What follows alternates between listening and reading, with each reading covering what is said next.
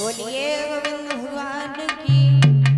और ये 101 मुद्राएं आई हैं जो लटूरी भैया की तरफ से, और 101 मुद्राएं हमारे मामा साहिब सिंह की तरफ से, जो 101 मुद्राओं से हमें सम्मानित करते हैं। भगवान से कामना करते हैं धन दौलत के भंडार भरे रहे, सद्बुद्धि प्रदान करते रहे, राधा रानी की सदैव कृपा बनी रहे। बोलिए गोविंद भगवान की। तो इधर जब हिरण्यकश्यप के महलों में एक पुत्र का जन्म हुआ, उसका नाम प्रहलाद रखा गया। और जब प्रहलाद थोड़े से आने हुए तो उनका नाम पाठशाला में लिखवा दिया गया। इनके गुरु का नाम था सांडामार, विद्या सिखाने के लिए कर दिया। हिरण्यकश्यप ने कहा कभी भी हमारे पुत्र का, हमारे बैरी विष्णु का नाम ना आ जाए।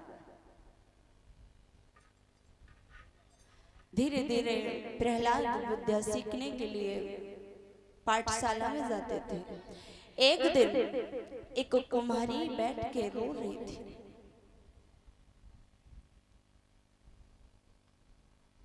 जब कुम्हारी को रोते हुए देखा तो प्रहलाद उस कुमारी के पास पहुंच गया।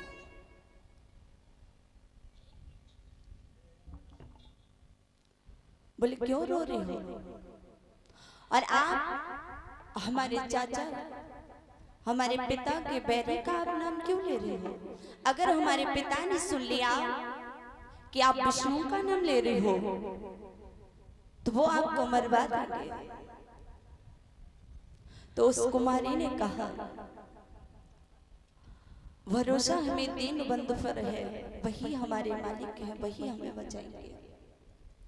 एक बड़ी सुंदर बात कही है परीक्षित महाराज, एक बहुत सुंदर दृष्टांत है, क्योंकि जिंदगी में मालिक जरूर होना चाहिए।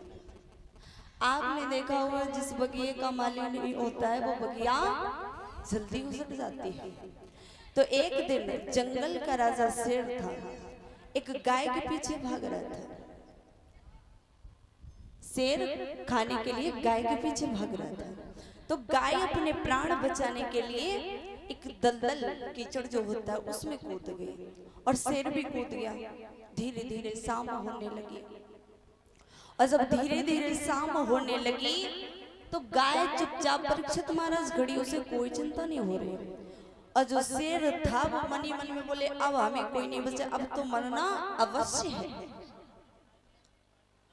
तो शेर ने मन में सोचा क्योंकि मरते मरते क्यों ना इस गाय से दोस्ती कर ले, हम परेशानी की इस दलदल से नहीं निकल पाएंगे, और ये निस्वार्थ खड़ी है, इसे कोई डर ही नहीं है। तो बोलिए गाय बहन एक बात बताओ, मैं जंगल का राजा शेर हूँ और मैं डर रहा हूँ कि मुझे मरना है आज, क्योंकि इससे नहीं निकल पा। तो गाय हंसने लगी, सुन कि तू अकेला है, तू अकेला है, तेरा कोई मालिक नहीं है, और मैं एक घर की गाय हूँ, मेरा एक मालिक है, और मुझे डर नहीं, क्योंकि वो मुझे ढूंढते ढूंढते यहाँ तक आएगा और इसे दलदल से निकाल के ले जाएगा। तो इससे हमें यही सीख मिलती है कि हमारी जिंदगी में मालिक जरूर होना चाहिए, और मालिक इस दुनिया वाले लोगों को मत बनाओ, ये मतलब की है दुनिया।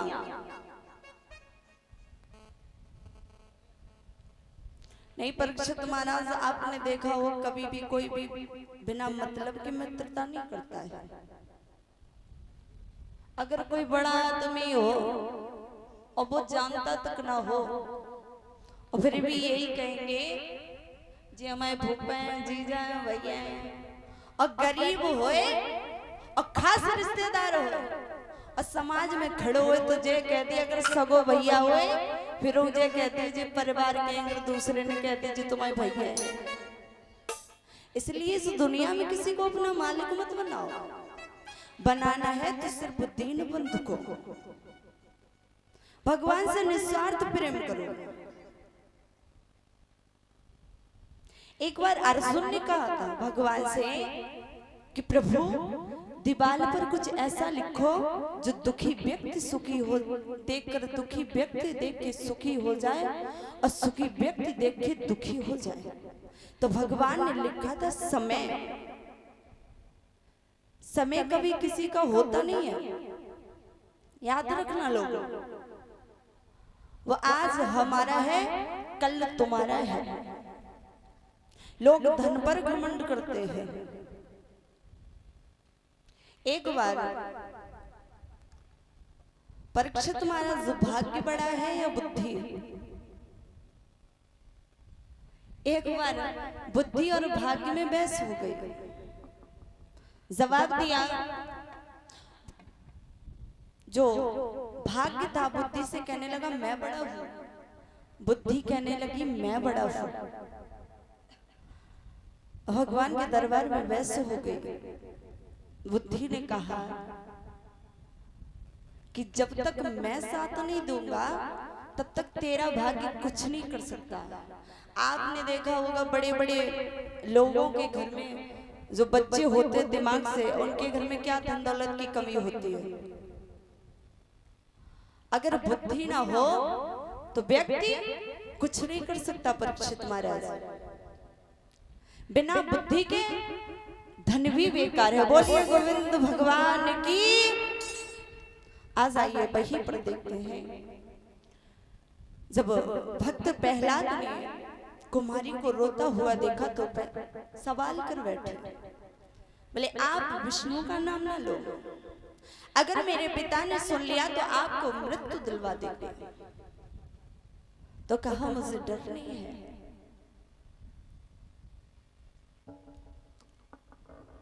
एक कहावत होती है कि जाको राके साइया मार सके ना कोई, बाल न बांका कर सके चाहे जग बैरी होए।